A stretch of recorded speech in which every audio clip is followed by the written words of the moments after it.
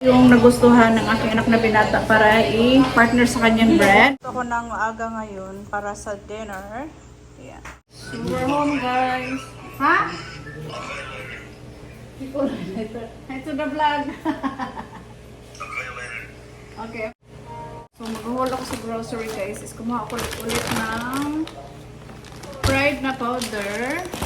Gardenial, dalawang gardenial. Yung aking anak na binata, mahilig sa bread. Ako ng dalawang chicharon. Napakasarap nito, guys. Hindi siya maalat, sakto lang. Snacks. Ito napili natin na kanina. More snacks. Mag-ano ako sa 20, mag-pancet. And then oil, ito yung ginagamit kong golden fiesta na mantika.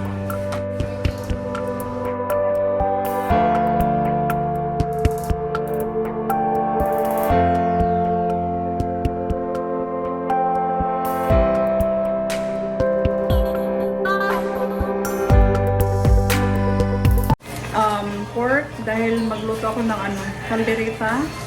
And dalawang butter.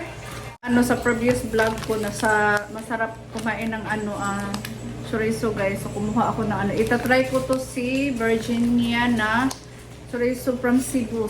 And then yan yung aking eldest ang kumuha nito na Virginia sweet ham. Ayan. Paborito ng aking anak na binata yung New York sausage.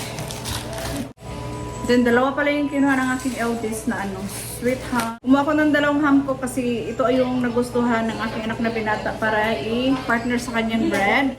Sausage, pancake, and then corned beef, fresh milk, then green beans para sa mamaya, pork caldereta, and then imimix ko sa guys, pancit.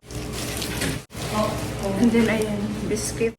So, that's it lang yung aking ganap, guys. Yun lang aking grocery haul for today's video. Ayan.